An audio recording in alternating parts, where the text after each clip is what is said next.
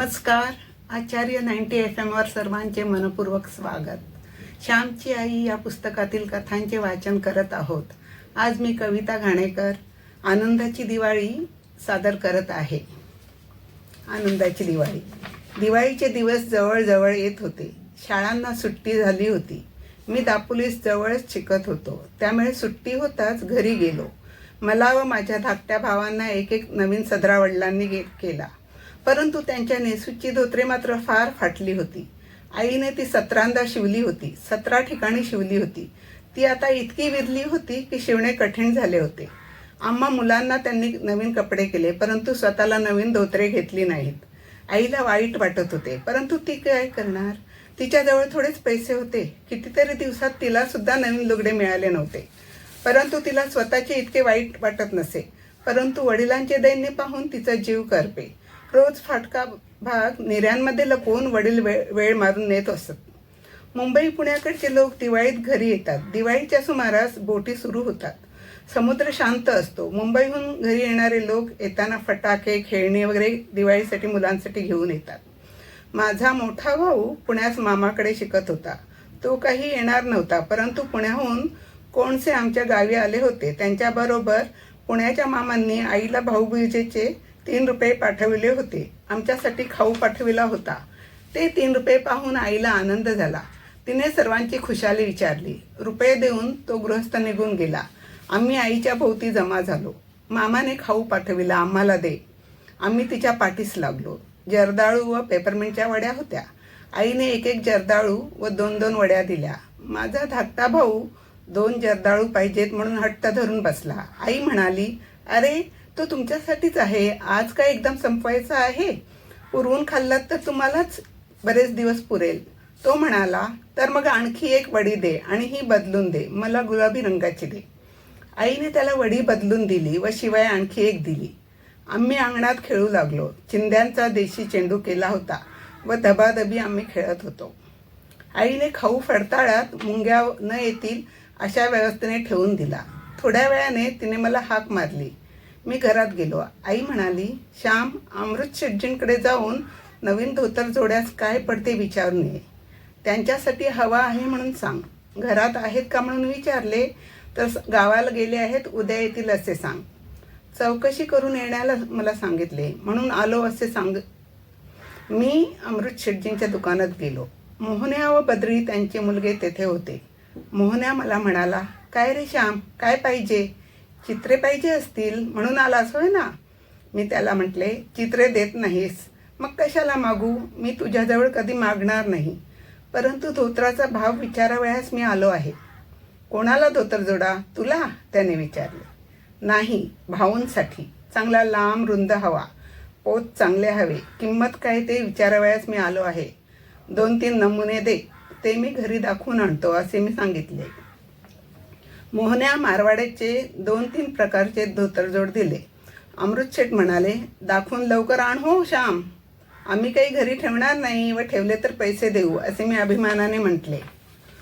तुझ्याजवळ भारी झालेत पैसे, बापाजवळ तर फद्या नाही, अमृत शेठ म्हणाले. मला ते ऐकून वाईट वाटले. अमृत शेठांचे आम्हाला कर्ज होते म्हणून ते तसे बोलले.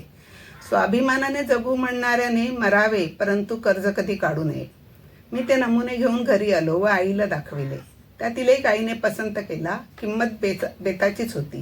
3-3.5 रुपये काहीतरी होती. आईने माझ्याजवळ दिले व म्हणाली, हा घेऊन ये, बाकीचे परत कर. मी धोतरजोड परत केले व 1 विकत घेऊन आलो. आईने त्याची 2 पाने निरनिराळी फाडली व प्रत्येकाला कुंकवाचे बोट लावून ठेवले. वडील गावाहून परत आले तरी त्यांना ही गोष्ट कळली नव्हती. दिवाळीच्या दिवशी पहाटे मंगलस्नाने झाल्यावर आई वडिलांना नवीन धोतर नेसाव्यास देणार होती.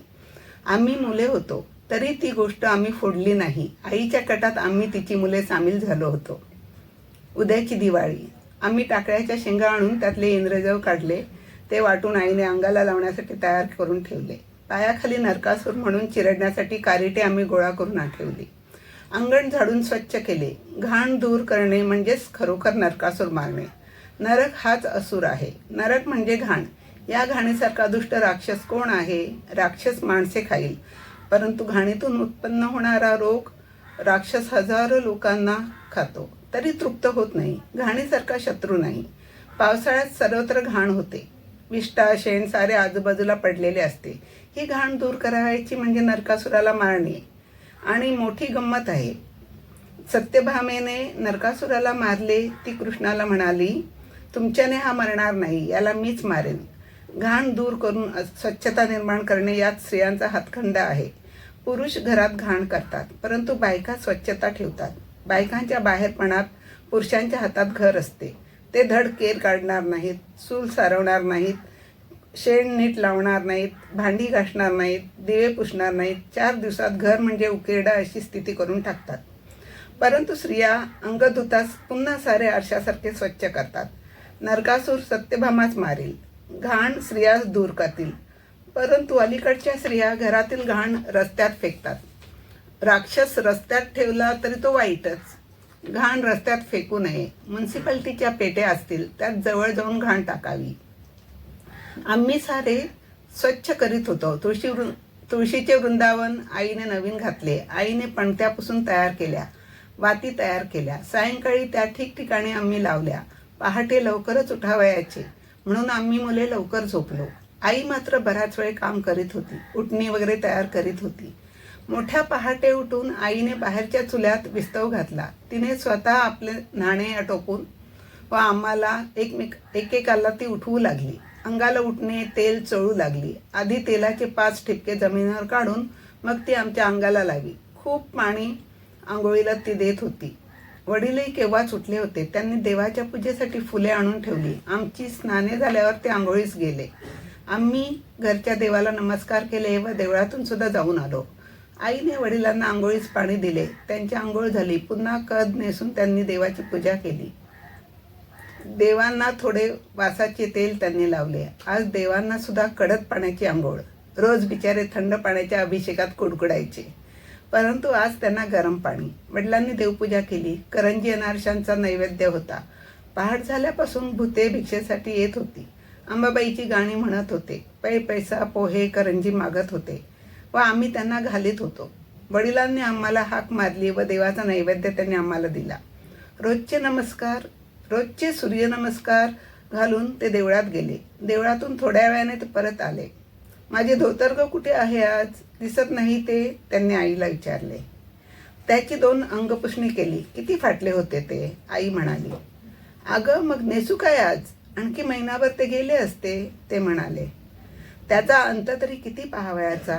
ते धोतर धुताना मला रोज लाज वाटत होती व वाईट वाटत होते, आई म्हणाली. अगं मला नेसायला सुद्धा वाटत होती, परंतु करायचे काय? लाज वाटली म्हणून वरून काही पैसे पडत नाहीत, ते म्हणाले. हे धोतर नेसा आज, आईने धोतर पुढे केले. हे कोठले? कोणी आणले? त्यांनी विचारले. अमृत शेठकडून मी आणविले, आई म्हणाली. अगं तो मला उधार देत नव्हता. मी त्याच्याजवळ मागितले का नाही? परंतु तू उधार देईना. आम्ही पूर्वीची बाकीची वसुली होईल हीच मला काळजी आहे. तुम्हाला उधार देऊन फसलो असे तो मला म्हणाला. तू घेऊन आलीस वाटते. का मोहन्याला बोलावून त्याला गळ घातलीस? वडील चौकशी करू लागले. मी ते विकत आणले आहे. श्यामने जाऊन आणले, आई म्हणाली. श्यामजवळ कुठले पैसे? त्यांनी विचारले. मी दिले, आई म्हणाली. तुझ्याजवळ कुठले? त्यांनी विचारले. पुण्याहून आप्पाने भाऊबीजेचे म्हणून त्या काळ्या कृष्णाबरोबर पाठविले, आईने सांगितले. केव्हा आला काळा कृष्णा? त्यांनी विचारले. झाले 2 दिवस, आई म्हणाली. तुझे लुगडे फाटले आहे, त्याला ते झाले असते. तुझ्या भावाने पाठविलेली ओवाळणी, तुझा त्यावर हक्क. ते आम्हाला घ्यावायचा हक्क नाही, भाऊ म्हणाले. तुम्ही व मी निराळी का आहे? इतकी वर्षे एके ठिकाणी संसार केला, सुखदुःखे पाहिली, नाना बरे वाईट अनुभव घेतले. अजून का आपण निराळे आहोत? माझे सारे तुमचेच आहे व तुमचे ते माझेच आहे. आहे तरी काय आपणाजवळ? तुम्ही नवीन धोतर नेसलात म्हणजे मीच नवीन लुगडे नेसल्यासारखे आहे. त्यातच माझा आनंद आहे. नेसा, मी त्याला कुंकवाचे बोट लावले आहे, आई म्हणाली. मी नवीन धोतर नेसावे व तुला नवीन लुगडे नसावे याचे मला नाही का वाईट वाटणार? तुला आनंद होत आहे, परंतु मला दुःख होत आहे. तू आपल्याला आनंद मिळविलास आणि मला त्यांच्याने बोलवेना. माझा आनंद तो तुमचाच आहे. तुम्हाला बाहेर 4 चौघात जावयाचे असते. गंगू अप्पांकडे आज सोंगट्या खेळायला बोलावतील. गेले पाहिजे. मला आज कुठे जायचे आहे बाहेर. पुढे सवड झाली की आधी मला लुगडे घ्यावे असे उगीच मनाला लावून घेऊ नये. आज दिवाळी, आज साऱ्यांनी हसायचे, आनंदात राहायचे. आम्हाला आनंद देण्यासाठी तरी आनंदी व्हा, आई म्हणाली. तुझ्यासारखी जन्माची सोबतीण व अशी गोड व गुणी मुले असल्यावर मी का आनंदी होणार नाही. मी दरिद्री नसून श्रीमंताहून श्रीमंत आहे. मग मी का हसणार नाही, का सुखी होणार नाही. आण ते धोतर असे म्हणून आईच्या हातातून ते धोतर त्यांनी घेतले. ते नेसले व देवांना नमस्कार केला.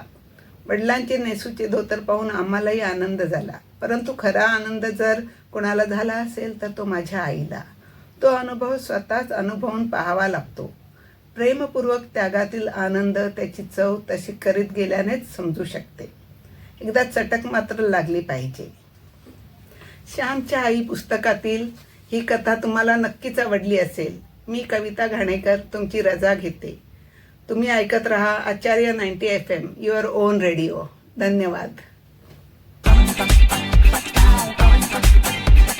Acharya 90